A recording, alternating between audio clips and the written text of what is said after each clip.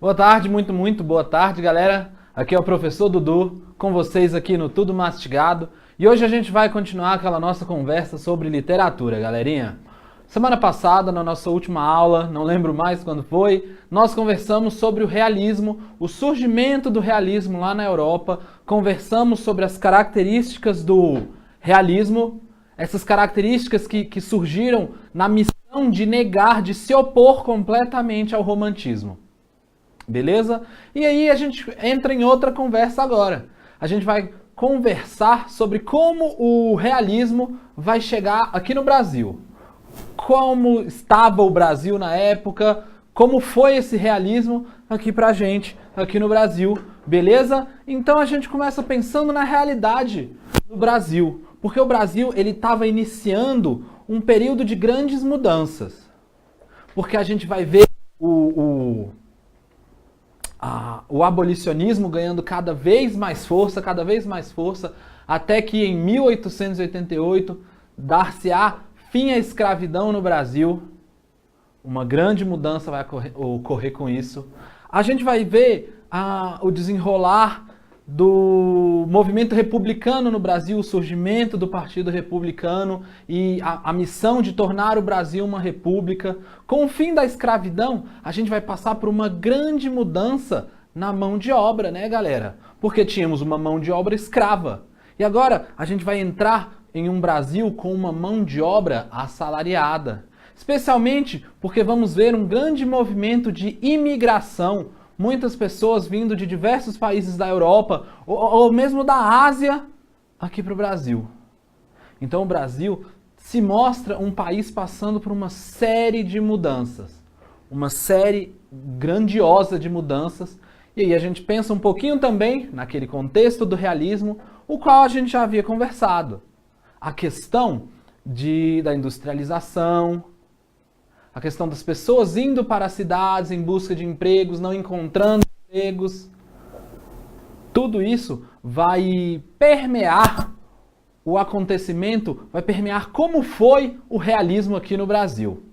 Beleza? Pensando em questão de autores, nós teremos um escritor 100% totalmente realista. Machado de Assis, um dos maiores escritores da história da nossa literatura. Mas aí você me pergunta, mas Dudu, eu já ouvi falar que o Raul Pompeia, do Ateneu, ele também é realista, e aí? Galera, o Raul Pompeia, ele é um caso muito específico. Porque o Raul Pompeia, ele vai se mostrar na sua maior obra, né, no Ateneu, ele vai se mostrar cheio, repleto de características realistas. Mas, ao mesmo tempo, ele vai mostrar muito da análise coletiva, uma característica fortemente naturalista das análises, de retratar o povo como animal, retratar o lado instintivo do ser humano. Então ele também traz muita coisa do naturalismo. E somando a isso, ele ainda vai puxar um bocado de coisa de um expressionismo europeu. Então, o Raul Pompeia, ele vai ter um pouco de cada coisa, então Raul Pompeia a gente não consegue definir bem qual era a dele. Mas Machado de Assis, esse aí sim. Machado de Assis vai trazer características muito bem marcadas para o realismo e vai acrescentar muito mais a esse tal realismo. Beleza? Então a gente conversa sobre esse tal Machado de Assis, porque esse Machado de Assis,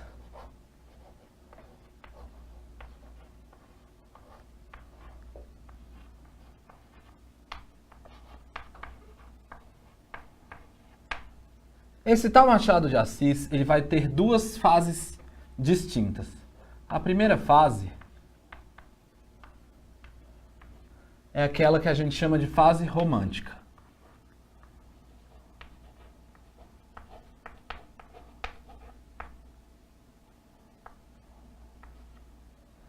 É aquela que a gente vai chamar de fase romântica. Ele ainda não vai trazer o realismo como ele é concebido, como ele surge lá na Europa. Ele ainda vai ter uma obra repleta de elementos românticos. Então as obras dessa primeira fase dele, que a gente pode até elencar aqui, a gente vai ter nessa primeira fase Helena,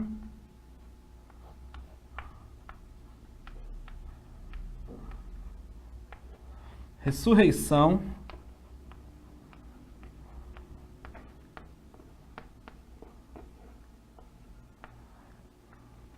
A Mão e a Luva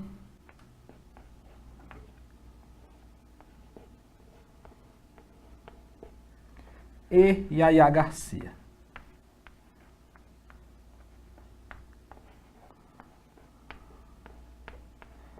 Yaya Garcia. Galerinha, quando a gente pensa nessas obras, a gente percebe então que elas têm muito do romantismo. A gente ainda tem aquele lado sentimental, aquele lado subjetivo.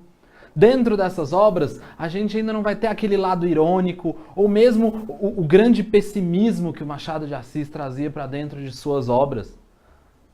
É o começo daquilo que vai ser a grande obra do Machado de Assis. Então, nessa primeira fase, daqui, galera, lembrando, aqui a gente está conversando sobre romances. São os romances meio românticos do Machado de Assis, beleza? É na segunda fase essa que vai inaugurar o realismo no Brasil, com a publicação de Memórias Póstumas de Brás Cubas, que a gente vai ver o Machado de Assis trazendo o realismo em si e trazendo muito mais, tornando a literatura realista no Brasil uma literatura extremamente forte. Beleza? Então a gente vai pensar um pouquinho melhor nessa segunda fase. Beleza? E aí a gente conversa sobre essa tal segunda fase.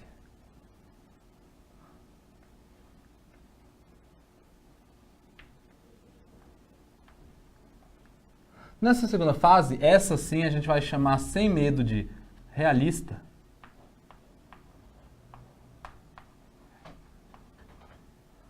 A gente vai observar uma série de características marcantes dentro da obra machadiana. Por exemplo, as análises psicológicas profundas.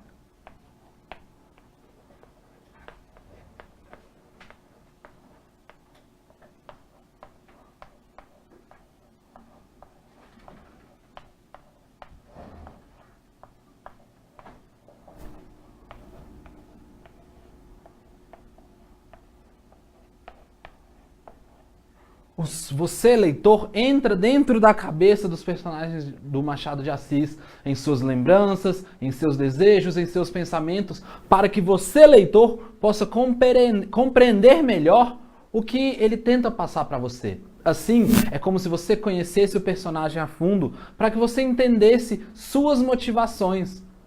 Você vai lembrar que os personagens dentro da literatura realista, eles são mais profundos. Então você vai entender as motivações dos personagens, porque ele age de tal maneira, porque ele almeja tal coisa. Você vai entender por conta de suas vivências, de suas experiências. Você pode entrar na cabeça do personagem e você irá analisar o personagem. Mas o Machado de Assis, ele sempre vai ter uma pegada mais pessimista, um forte pessimismo. Ele vai encher a sua obra de ironias e pessimismo. Grandes críticas à sociedade burguesa, à desigualdade, a essa sociedade, a essa burguesia de farsa, de fingimento. E ele vai criticar muito isso. Como as pessoas se portam de tal jeito, mas por trás elas são falsas, elas mentem, elas traem. Como as pessoas aprontam das suas, mas aos domingos eles vão para a igreja com sua melhor roupa. Machado de Assis vai criticar isso muito. Ele vai colocar a igreja como uma máscara que as pessoas usam para se esconder, para esconder a sua verdadeira face, esconder quem eles verdadeiramente são. Então Machado de Assis acaba apresentando muito toda essa ironia e sempre com um lado mais pessimista, beleza? Outra coisa que vocês vão lembrar bastante quando a gente fala do Machado de Assis, a ausência de linearidade.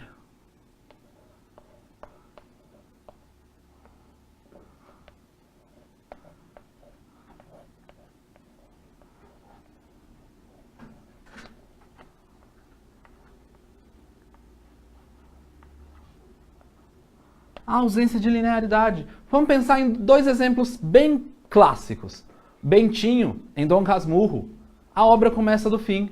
Você já sabe o que aconteceu. Bentinho termina triste sozinho e vai contar para você, leitor, o porquê dele ter ficado triste sozinho e ganhado esse apelido de Casmurro. E do final, ele volta em sua infância e vai contar a sua história. Quer mais? Brás Cubas, em Memórias Póstumas de Brás Cubas. Ele começa a história morto. É o autor defunto. Opa, autor defunto não. Defunto autor. É um defunto autor que conta a sua história à maneira que ele acha melhor. Ele volta na infância, vai numa fase adulta avançada, depois volta um pouco mais jovem, depois vai na infância de novo, sem preocupação nenhuma com linearidade. Não é aquela coisa a qual estamos acostumados de começo, meio e fim. Não, não. Outra coisa, a sua relação metalinguística muito forte.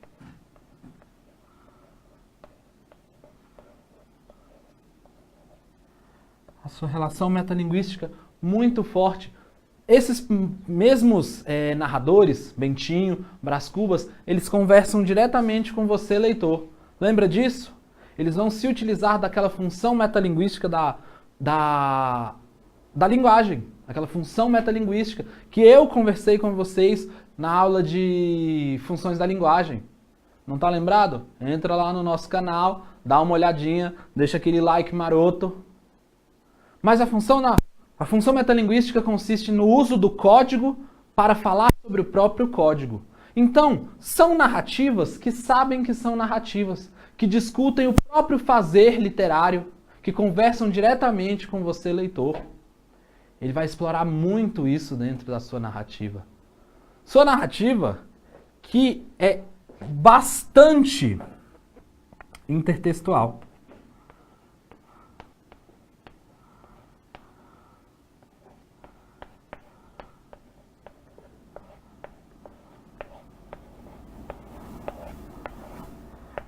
Fortemente intertextual. Os textos, a prosa narrativa, os contos, as crônicas do Machado de Assis costumam discutir com outros textos de outras épocas, de outros poetas, de outros filósofos, vai discutir com a Bíblia, vai fazer referência a textos bíblicos. A leitura no Machado de Assis é extremamente rica.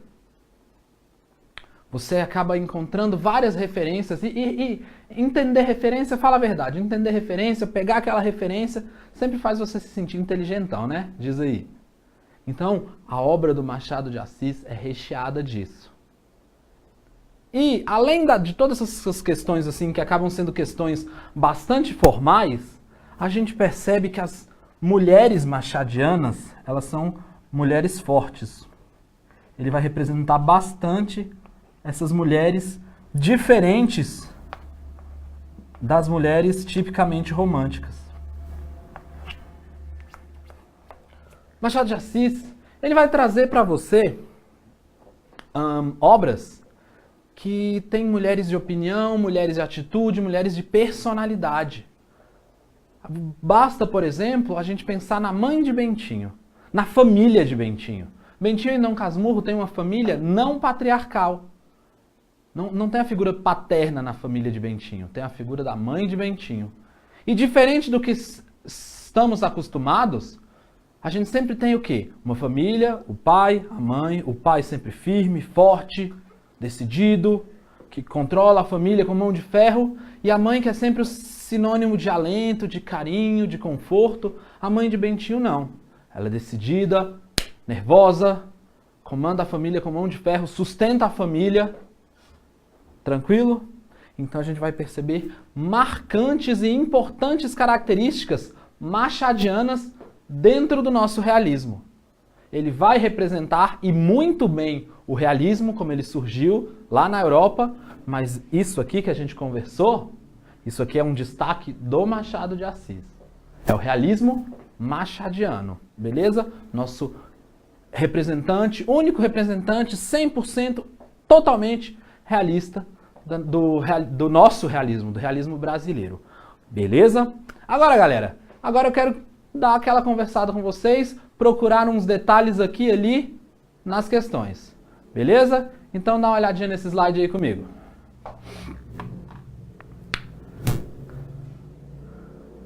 Leia atentamente as seguintes afirmações a respeito da obra de Machado de Assis. Na primeira fase da produção do autor, há traços românticos na apresentação das personagens e na estruturação do enredo. Quincas Borba é exemplo típico desse período. Volta aqui, vem comigo, vem comigo. Não tem Quincas Borba aqui, galera. Não tem Quincas Borba aqui. Aquela afirmação de que na primeira fase da produção do autor há traços românticos, tem, bastante. É uma afirmação correta até que ele chega e conta pra gente que Quincas Borba é um exemplo típico desse período. Não é. Galera, Quincas Borba vai se enquadrar na fase realista do Machado de Assis. Na fase realista do Machado de Assis, o que a gente pode listar? Memórias Póstumas de Brás Cubas, Quincas Borba, Dom Casmurro, Esaú e Jacó, Memorial de Aires. Beleza? Então volta para a questão que a gente já está sabendo que essa primeira afirmação aí não bate. Beleza. Na fase realista, o autor está preocupado com análises psicológicas das personagens, buscando atingir os motivos essenciais da conduta humana, desmascarando a hipocrisia que há por trás dos atos aparentemente bons e honestos. Listei isso com vocês ali, galera. Análise psicológica profunda e para você entender, para você se aproximar das motivações dos personagens, mas essas motivações sempre estão carregadas de ironias e do pessimismo. Foi o que eu comentei sobre a igreja. Um jeito das pessoas se esconderem, Machado de Assis vai colocar isso dentro da obra dele. A igreja como um jeito das pessoas esconderem quem realmente são. Ou seja, manter a aparência. A grande crítica à burguesia está aí. Uma burguesia de aparências, de fingimento. Beleza? Então essa questão 2 aí, essa segunda afirmação, ela tá ótima, perfeita. 3. Enredo, a ação e o tempo da narrativa não têm uma sequência linear. Os fatos só têm sentido em função da análise da consciência humana. Exatamente. Você não tem uma sequência linear porque você, que acompanha o narrador, vai compreendendo, vai junto ao narrador, analisando os personagens, analisando suas motivações, quem eles realmente são. Afirmação ótima. A problemática central do romance Dom Casmurro gira em torno do tema do adultério e o autor cria um clima de incerteza e ambiguidade que não permite saber se o adultério de fato aconteceu. A grande discussão machadiana, né? Todo mundo quer saber, Capitu traiu ou não traiu. Machado de Assis vai discutir o adultério dentro de Dom Casmurro. É a grande discussão. E ele deixa tudo no ar. Ninguém tem certeza de nada. Se traiu, se não traiu. Grande questionamento de toda a obra machadiana. Então essa quarta afirmação, perfeitinha também. Então, fazendo as contas, são corretas as afirmações 2, 3 e 4. Beleza? Tranquilinho. Exatamente como a gente conversou aqui. Vamos que vamos. Questão 14. Algum tempo hesitei se devia abrir estas memórias pelo princípio ou pelo fim. Isto é, se poria em primeiro lugar o meu nascimento ou a minha morte. Suposto o uso vulgar seja começar pelo nascimento, duas considerações me levaram a adotar diferente método. A primeira é que eu não sou propriamente um autor defunto, mas um defunto autor. Galera, presta atenção na ordem das coisas aí. Autor defunto, um autor que morreu. Um defunto autor, um defunto que decidiu escrever. Para quem acampa foi outro berço. A segunda é que o escrito ficaria assim mais elegante e mais novo. Trecho de Memórias Póstumas de Brás Cubas. Considerando-se esse fragmento no contexto da obra a que pertence, é correto afirmar que o discurso argumentativo, de tipo racional e lógico, apresenta afirmações que ultrapassam a razão e o senso comum. Galera, calma lá, pensa nisso aqui. B. A combinação de hesitação e autocrítica já caracteriza o tom de arrependimento com que o defunto autor relatará sua vida improdutiva. As hesitações e dúvidas revelam a presença de um narrador inseguro, que teme assumir a condução da narrativa e a autoridade sobre os fatos narrados. As preocupações com questões de método e as reflexões de ordem moral mostram um narrador alheio às meras questões literárias, tais como estilo e originalidade. As considerações sobre o método e sobre a lógica da narração configuram um método característico de se iniciar o romance no realismo. Galera, os itens B, C, D, eles não falam sobre quem era, como era o Brás Cubas. O Brás Cubas, já que é um defunto autor, ele vai se colocar extremamente irônico, porque ele não precisa se prender a estruturas, ele não deve nada a ninguém, pois ele está morto. Como ele costuma discutir quando ele está conversando com você, leitor. Outra coisa, ele vai discutir com o leitor o próprio fazer literário.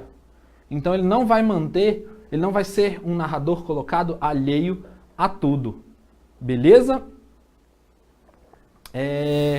Então, no item A, ele coloca exatamente que o discurso argumentativo, de tipo racional e lógico, apresenta afirmações que ultrapassam a razão e o senso comum. Por quê? A tal razão e o tal senso comum nos colocaria uma narrativa linear. E o Brás Cubas ele não quer se apegar a isso. Então, vamos ter aqui exatamente o item A, o item certinho. Beleza? Mais uma.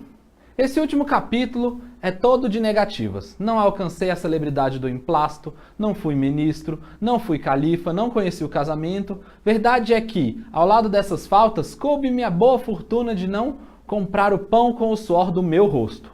Mas não padeci a morte de Dona Plácida, nem a semidemência do Quincas Borba. Somadas umas coisas e outras, qualquer pessoa imaginará que não houve míngua nem sobra e, conseguintemente, que saí quite com a vida. Imaginará mal, porque ao chegar a este outro lado do mistério, achei-me com um pequeno saldo, que é a derradeira negativa deste capítulo de negativas. Não tive filhos, não transmiti a nenhuma criatura o legado da nossa miséria.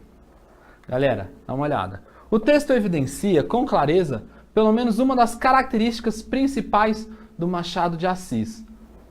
Características machadianas, vamos lá.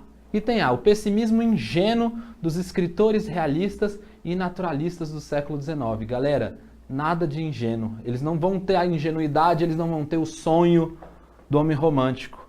Eles vão se basear muito no pessimismo baseado no filósofo Schopenhauer. Beleza? A linguagem rebuscada de tal modo ambígua que quase prejudica a compreensão do sentido.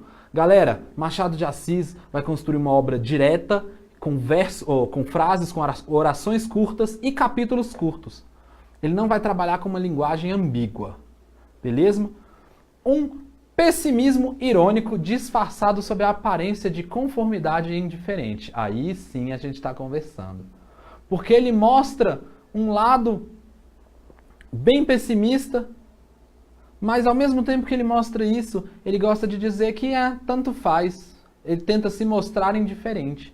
Então a gente tem um pessimismo bem irônico aí, porque ele fala que tudo deu errado, mas ao fim do período que a gente leu, do trechinho que a gente leu, ele fala que saiu ganhando. Beleza? Então ele não teve filhos, não transmitiu a nenhuma criatura o legado de sua miséria. Então ele terminou bem. Beleza? Então a gente vai mostrar esse lado mais irônico e ao mesmo tempo pessimista, que é uma grande característica do Machado de Assis. Beleza? Galerinha, volta aqui comigo. Então, só para lembrar, o realismo vai acontecer aqui no Brasil, segunda metade do século XIX. A gente vai ver muita coisa acontecendo na literatura, na Europa e, consequentemente, no Brasil, na segunda metade do século XIX. E em relação à prosa, enquanto o realismo está acontecendo, a gente vê acontecer também outro movimento, um movimento que vai ser chamado de naturalismo. Um movimento que tem certas semelhanças com o realismo, vai dividir o mesmo período histórico, ou seja, vai trazer muitas influências do que está acontecendo na sociedade, mas que vai ter suas características únicas. Mas sobre isso, a gente vai conversar melhor no próximo bloco. Belezinha? Galera, aquele abraço.